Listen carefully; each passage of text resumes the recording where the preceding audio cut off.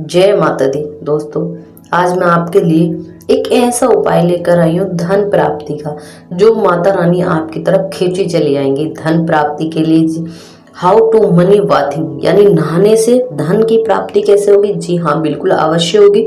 मैं आपको 2 से 3 जितने भी हो सकता है आपको एक सरल से उपाय बताऊंगी, जिससे नहाने से भी हमारे जीवन पर काफी इफेक्ट पड़ता है। हमें किस प्रकार नहाना चाहिए। कहते हैं महिलाएं तो घर की लक्ष्मी होती हैं। अगर उनका रहन सहन, खान पीन और उनके तौर तरीके, मैं सरल भाषा में आप लोगों को समझा रही हूँ, अगर वो सब चीज़ें सही होती हैं तो कहते हैं माँ लक्ष्मी अवश्य वास करती हैं। और आपके घर में बहुत ज़्यादा दिक्कत है, हर चीज़ के लिए तंगी है, आप कोई भी चीज़ लेना चाहती हैं तो आप काफ़ी सोचती हैं, आपके बजट में नहीं है, आप काफ़ी उसको बार बार काउंट करती रहती हैं कि इतने पैसे नहीं है या मैं कैसे ले पाऊँ। तो आइए आज हम जानेंगे कि वो सरल सी चीजें आप किस प्रकार प्राप्त कर सकती हैं। और आपको कुछ भी करने की आवश्यकता नहीं है, आपको इतना चिंतन मनन नहीं करने की आवश्यकता, क्योंकि आप अपने नहाने से ही, आप अपने बाथिंग से ही इतना सब कुछ कर सकती हैं, जो आपके जीवन में धन आकर्षित होने लगता है। माँ लक्ष्मी आपकी तरफ खींची चली आएंगी, धन आपकी तरफ खींचा चला आएगा। मैं बच्चों की तरह इस प्रकार नहीं बोलूंगी कि आप सोचने लगो इतना पैसा आ जाएगा इतना, लेकिन हाँ, आपकी जरूरतें, आपका बजट आपका अपने हिसाब से चलने लगेगा, आपको इतना परेशान नहीं होना पड़ेगा। तो आइए, झलकदानी चैनल पर अगर आप पहली बार आए तो सब्सक्राइब कर लीजिए, चैनल को लाइक कर दीजिए, ताकि आपको ऐसी छोटे छोटे उपाय जानने का मौका मिल सके। और कहते हैं एक आस्था होनी चाहिए, भगवान आस्था के भूखे हैं। किसी भाव से भी आपने जो भी कार्य किया, अपने मन में गलत भाव कभी मत लाना। और आपको गलत तरीके से, मैं आपको सिर्फ धन प्राप्ति के लिए उपाय बता रही हूँ, अगर आप गलत तरीके से करते हैं, गलत भावनाओं से करते हैं तो उसका परिणाम गलत ही होगा।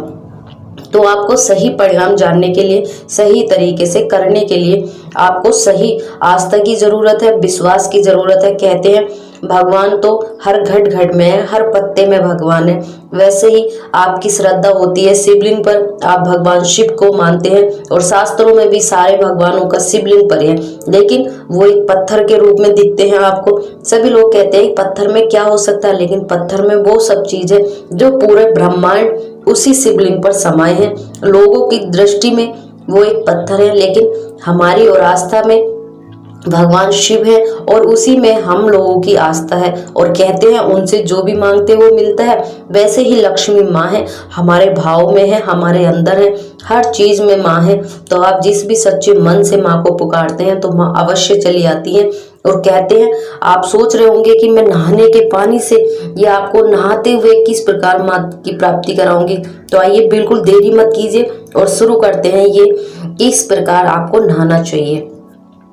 दोस्तों, सबसे पहले आपको एक गुलाब का फूल लेना है, एक गुलाब का फूल। ये कार्य आपको शुक्रवार के दिन करना है, शुक्रवार के दिन।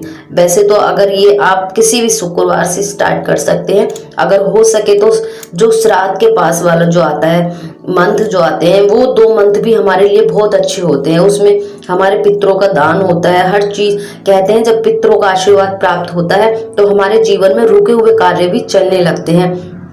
आप चाहें तो तब कर सकते हैं, नहीं तो मैं, अगर आप बहुत ज्यादा परेशान हैं या आपके जीवन में धन से संबंधित बहुत सारी परेशानी चल रही है, इतना वेट नहीं कर सकते, तो आप किसी भी शुक्रवार से शुरू कर सकते हैं। लेकिन आपको, जब आप ये वीडियो देख लें, जब आपको पता चले, तो तब भी आप शुरू कर सकते हैं। ठीक है, मैंने आपको एक समय निर्धारित नहीं बताया, लेकिन शुक्रवार का दिन वो एक निश्चित दिन है, आप उस दिन अवश्य करना। एक शुक्रवार के दिन गुलाब लेकर आना, गुलाब में आपको एक पत्ती अलग रख देनी है, और जो आपने टब या बाल्टी या साबुन, जिस चीज में भी आप नहाते हैं, उसमें आपको फूल की पत्तियां तोड़ तोड़ कर डाल लेनी है।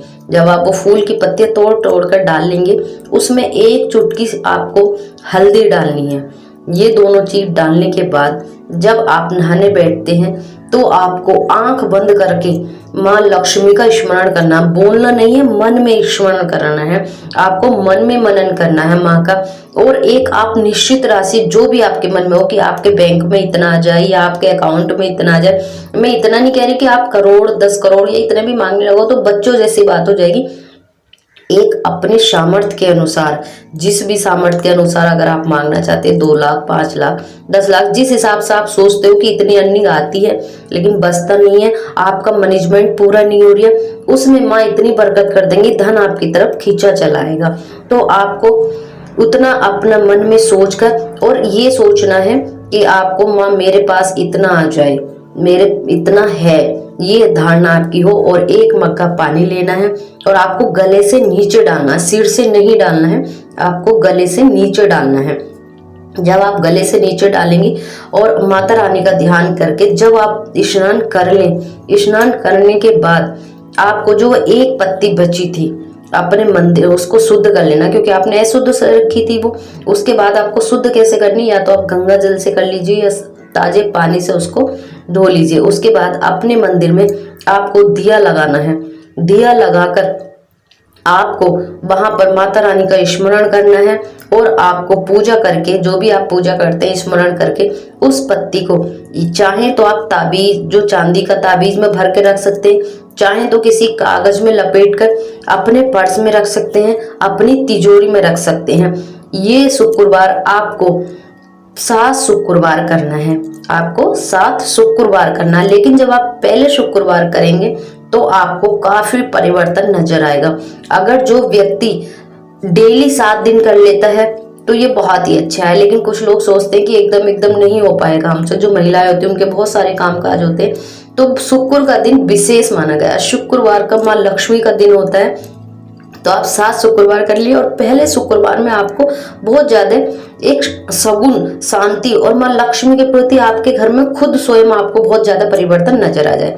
आइए चलते हैं दूसरे रेमेडी की तरफ। मैंने इसलिए बताया आपको गुलाब नहीं मिला, बहुत लोगों का क्वेश्चन होता है कि नहीं मिल पाता। मैं इसलिए 1-2 चीजें ऐसी बता रही हूँ जितना मुझे ज्ञान और अनुभव और शास्त्रों में मैंने सीखा है बड़े बुजुर्गों से, अपने घर में दादी माँ, वो सारी चीजें मैं आप लोगों के साथ शेयर करती हूँ ताकि आप लोगों को भी कुछ परिवर्तन नजर आए अपने जीवन में। कहते हैं संसार का नियम ही परिवर्तन है, और जैसे जैसे परिवर्तन होता रहता है हर चीज में, आप देखते हो पहली पीढ़ी में और अब की पीढ़ी में कितना चेंज हो चुका है, आने वाली जनरेशन में और ज्यादा चेंज हो जाएगा। तो आपको क्या करना है कि आपको तेजपात का पत्ता लेना। हमेशा आपने देखा होगा हर किसी की किचन में मिलता है तेजपात का पत्ता।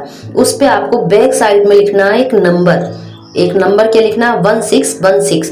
आपको ये नंबर लिखना है, लेकिन लिखना कौन से पेन से है, आपको रेड कलर के पेन से लिखना है। ये आपको लिखने के बाद 1 लीटर पानी लेना है। उस 1 लीटर पानी में आपको ये तेजपात का पत्ता डालना है। उसको तब तक बाउल करना है जब तक वो उबल जाए। उबलने के बाद थोड़ा कम लगे आपको कि हाँ ये कई बार बाउल हो चुका, कई बार उसमें 1 लीटर से थोड़ा कम हो गया। ये करने के बाद आपको उसमें थोड़ा पानी, जिस भी बाल्टी में या टब में आप नहा रहे हो उसमें वो पानी डालकर, और आपको क्या करना है कि ये कोई मैं पार्टिकुलर दिन नहीं बता रही हूँ, बाल्टी में डालकर आपको, और फिर गले से नीचे आपको माँ लक्ष्मी का स्मरण करके अपनी राशि ये सोचना मुझे मिल गया, माँ की कृपा मुझ पे बरस रही है। आप आंख बंद करके पानी डालेंगे गले से नीचे और ये सोचना कि ये मेरे ऊपर कृपा बरस रही है, मुझे इतना धन प्राप्त हो रहा, मेरे पास है, मेरे पास आ गया। ये स्मरण करना, आपको बोलना नहीं है, स्मरण करना आंख बंद करके। और जब ये आप स्मरण कर लें तो अपने मंदिर में मत्था टेकेंगे, दिया जलाएंगे। ये चीज मैं आपको इसलिए बता रही हूँ क्योंकि इसका कोई भी पार्टिकुलर दिन नहीं है। अब मैं कोई शुक्र कोई शनि कुछ नहीं, जब आपको पता चले, जिस दिन भी आप करना चाहें, सुबह दोपहर शाम जिस भी समय करना चाहें आप किसी भी समय कर सकते हैं। ये भी आपके लिए बहुत ही लाभकारी है और ये सब चीजें आप करते हैं तो बहुत ही अच्छा होता है। आइए तीसरे रेमेडी की तरफ चलते हैं। आपको जब भी 1 किलो के करीब में आप गुलाब का फूल ले लीजिए, पत्तीदार ले लीजिए, फूल ले लीजिए। आपको फूल वाले के यहाँ मिल जाता है, नहीं तो आप अगर गांव क्षेत्र में रहते हैं तो पेड़ों पर मिल जाते हैं, लेकिन आप हो सके तो कहीं से अरेंज कर लीजिए। उसको आप 1 लीटर पानी में उबलने रख दीजिए। तब तक उबालिए जब तक वो थोड़े आधे ना हो जाए। जब आपके आधे हो जाए तो उसमें से आपको 1 किलो फूल में से आपको 2 फूल अलग बचा कर रखने हैं। बाकी के फूल आपको पानी उबालते रहिए और वो उबालने के बाद जब थोड़ा बचता है तो वो पानी अपनी टब में डाल लीजिए। डालने के बाद थोड़ा सा गंगा जल डाल लीजिए। गंगा जल डालने के बाद आपको उसी प्रकार से वही प्रक्रिया से आपको स्नान करना है। जब आप स्नान करेंगे माँ का स्मरण करना है कि आपको ये धन प्राप्त हो गया है, मेरे पास आ गया, इस तरह का स्मरण करते रहना है। उसके बाद में आपको चौथी रेमेडी आपकी ये कि आपको दूबा घास मिलेगी, आप गूगल पे सर्च करेंगे पता चल जाएगा, वो घास ले लेनी है। अब वो घास लेकर आपको 1 लीटर पानी में उबालनी है। वैसे तो उस पानी का जो ये होता है कि आपको वो किसी भी जलाशय में या वहां पर किसी भी त्योहार के दिन, जैसे श्राद्ध आते हैं या जो बोलते हैं माँ लक्ष्मी की धनतेरस या दीपावली के आसपास, अगर आप इस उपाय को करते हैं तो ये बहुत ही खास और कारगर उपाय है। तो आप तब कर सकते हैं, नहीं तो आप किसी भी शुक्रवार को कर सकते हैं। ये 3 शुक्रवार आपको करना है। तो पानी अपने टब में उसी प्रकार से डालना है, लेकिन उसमें आपको कोई सुगंधित चीज अवश्य डालनी है। कोई आपको केमिकल इतना नहीं डालना है, लेकिन सुगंधित चीज से कहते हैं माँ लक्ष्मी प्रसन्न होती है, तो आपको सुगंधित चीज डालनी है। और डालने के बाद स्नान करके आपको वही स्मरण करना है। करने के बाद अपनी पूजा में आकर मत्था टेक कर दिया जलाकर माँ को आशीर्वाद लेना है। ये चारों चीज मैंने आपको बताई कि शायद एक ना मिले तो एक मिलेगी। ये तीनों ही उपाय इतने सटीक हैं, इतने सरल है कि इतना जबरदस्त असर है। सिर्फ बाथिंग नहाने से ही, महिलाओं के नहाने से ही इतना अच्छा उपाय है कि आपके घर में धन खींचा चलाएगा, आपके घर में बहुत ज्यादा बरकत रहेगी। तब तक के लिए हंसते रहिए, मुस्कुराते रहिए और प्लीज हमें कमेंट बॉक्स में अवश्य बताइए कि आपके जीवन में कितना बदलाव आया, आपको कितना फायदा हुआ। तब तक के लिए कुछ नया लाती हूँ, कुछ अद्भुत लाती हूँ, कुछ और आपके लिए खोज कर लाती हूँ। करते रहिए, हंसते रहिए, मुस्कुराते रहिए और चैनल को ढेर सारा प्यार देते रहिए। जय माता दी।